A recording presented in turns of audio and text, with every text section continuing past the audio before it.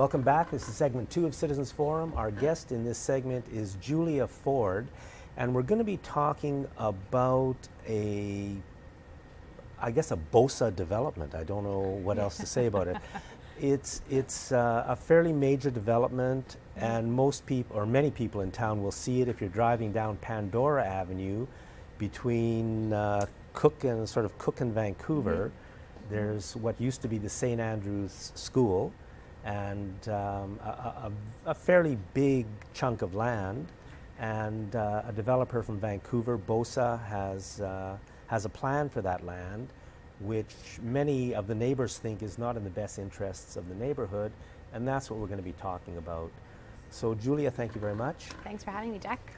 And maybe you can just tell us what's happening. Maybe you can just describe the development and tell us what's happening. Yeah, so in broad strokes, the development that Bosa is currently proposing is about two sort of L-shaped buildings. One is 6 stories along Pandora and Vancouver, and the other one is 4 stories along Mason Street and the Franklin Park right there.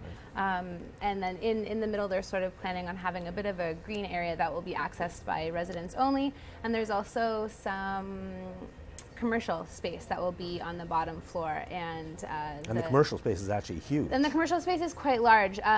Numbers that they've provided in documents prior to the public hearing sort of range between 35,000 and 38,000 square feet. So it doesn't fit the definition of a big box store, but that's certainly 3 times the size of Market on Yates, and so it will have a considerable impact on the neighborhood. So Market on Yates is like what you'd call a small supermarket, right? And this is 3 times that size. Yeah.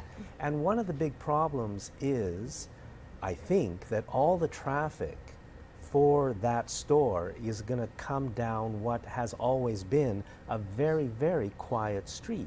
A small one-way street. Yeah, I think that's definitely one of the major concerns, especially for people living on Mason Street, that the traffic that this type of development is going to attract. I mean, a store that size is a regional magnet, right? People are going to be driving from other places in order to access a retail store of that size, whether it's a grocery store, a hardware store, sort of a Walmart type store. They haven't said yet exactly what it's going to be.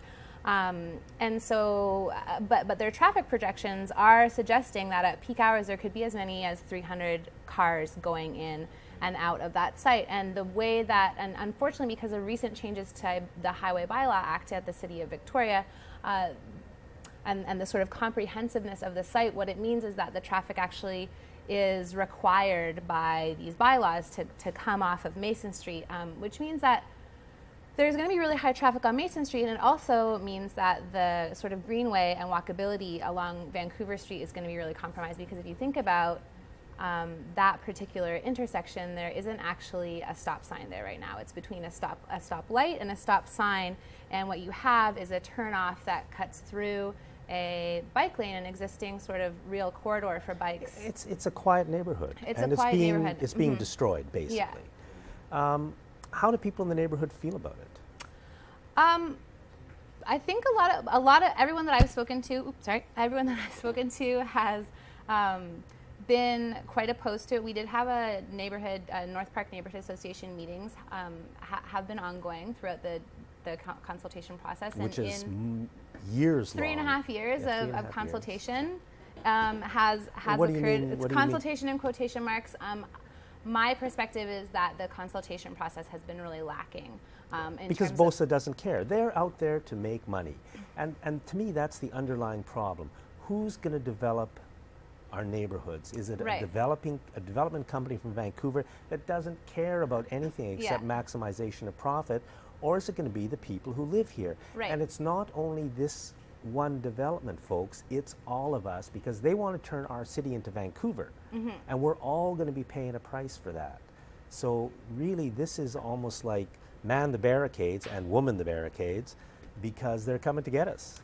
Well, I think it's a really interesting point, because it was really clear at the public hearing that the people who were coming up and stepping forward to speak against the development were North Park residents, and most who are directly impacted by the development. And the vast majority of people who are coming up to speak in favor of the development were not residents of the neighborhood. They were other developers in the city. There were residents of Oak Bay. There were residents of James Bay. The vast majority weren't from the neighborhood, and they were interested actually in seeing our neighborhood cleaned up. And I think that is. Hey, I resent that. I mean, personally, who are these people? I live in North Park. I'm a North Park resident. I live on Balmoral, and I work at Mason Street City Farm. So I do stand to be directly impacted, but I especially really take issue with the characterization of North Park as this sort of dead zone. It's actually a very vibrant neighborhood. I have excellent relationships with my neighbors. There are a ton of small businesses that I visit on a daily or weekly basis in order to meet my needs. It's a well-serviced neighborhood. I feel safe at night and during the day. There's people out and about all the time. It's a very vibrant neighborhood, and what I really saw at the public hearing was people who were sort of complaining about the poverty that they see when they drive down Pandora and how uncomfortable that makes them feel. And it's sort of unacceptable. Well, that's a whole. That's because our place is there.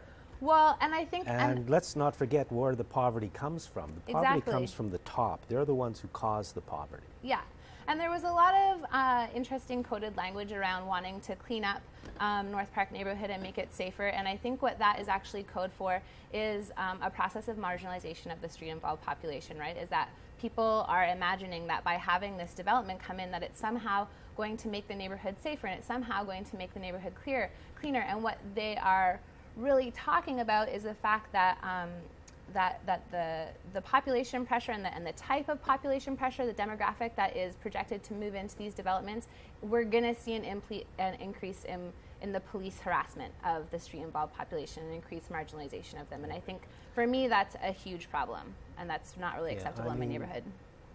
So there was a public hearing at Victoria City Hall a couple of weeks ago, or a week ago. And there were so many people there that there's going to be another public hearing. Yes. When? In October? It will actually be September 27th. Okay. So it's quite soon. Sorry, September 17th. It's September 17th. Oh, okay. So that's in about a week and a half. So it is quite soon. And it'll be in the evening. I believe it's at 7 p.m. It's September 17th at 7:30 p.m. And so it'll be a continuation of the public hearing that was started on August 27th. And I think it's important to note that related to sort of what you were saying earlier in terms of this being a real significant moment in development in Victoria, is that most developments that go in Victoria don't actually have a public consultation process. Most neighborhoods, when there is a developer that wants to come in and buy a private piece of land and erect a large building, most neighborhoods don't really get to have a say. Because this was a school site and it's being rezoned to be a mixed-use residential and commercial, we have the opportunity to actually stand up and say, hey, we deserve to have a voice in the process of what is happening in our neighborhood. We deserve to also define as a community what development means in our neighborhood, and who is going to be benefited by that development, and what the costs are going to be and what are acceptable costs to us.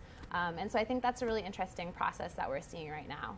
Now, my understanding is the neighborhood is not opposed to a project, No, but they not at want a all. project that works not only for profit maximization for a developer, but works for the neighborhood as well. So has Bosa changed in a major way their plan over the last 3 years? Yeah, in terms of their plan, they've made some major changes from the initial plan, because the initial plan was really terrible. And I think that it's pretty standard negotiating, in my view. I think that it's pretty standard negotiating practice to come forward with an offer that you don't expect to be accepted, and then you compromise to an offer what you wanted from the outset. So yeah, they've made some compromises from the first proposal, which was to take up the entire site, which is which is a full half city block, bordering 3 streets. Their initial proposal 3.5 years ago was to do a 6-story building, a block of apartments, and of course that's poor design and doesn't fit well with the neighborhood at all, and would have a major impact and be very problematic. And so in response to community pushback, they have made some changes, which is sort of to what we see now. About this time last year, we were scheduled to go to public hearing. So this vote that's going to happen on the rezoning application was actually supposed to happen in 2014. Bosa specifically requested that it be pushed back. It was around election time, and I think that they didn't really want it to become an election issue. And so they said that they were seeing a lot of public pushback, and what they wanted was time to consult. And so I'm not sure who they consulted with. I don't have a list, and I don't know anyone that they spoke to. So there was no consultation as far as you know. As far as I can tell, there was no actual consultation. 5 months later, in February, they did contact the North Park Neighbourhood Association and attempt to get on the agenda. I'm not sure why, but they weren't able to get on the agenda until May. But when they did come forward in May, they didn't come forward with a substantial consultation. They basically put some proposals up and said, how do you like these details? Do you want the community room, or do you want an extra story? And they sort of gave us this choice too between, like, do you want these 10 affordable housing units, or do you want us to bring the story, the levels down, and kind of giving us these really... They're very professional. I mean, yeah. they hire experts who do this stuff around the country, I'm sure. And they come up against a neighborhood who's never had to fight this fight before. Mm-hmm. So again, it comes down to who do we want to be developing our city. There's only a minute left, or 30 seconds. Sure. Say something about City Council. Where do they stand on this? I'm not sure where City Council stands on it. Definitely the mayor herself came out a couple years ago as saying that she was strongly in favor of the development, but since then has taken a step back because she is legally required to keep an open mind. I think that if we get people out there who are really able to speak to the issues and have their opinions heard, we'll be able to sway council. I think council will listen to us. Okay. I hope you're right. Me too. Yeah. Julia Ford, thank you very much. Thanks. Yeah. And keep an eye on this one. It's a big issue for our city. It's getting very little coverage in the media. It's the Bosa development on the St. Andrew's School lot. Thanks for watching this segment of Citizens Forum.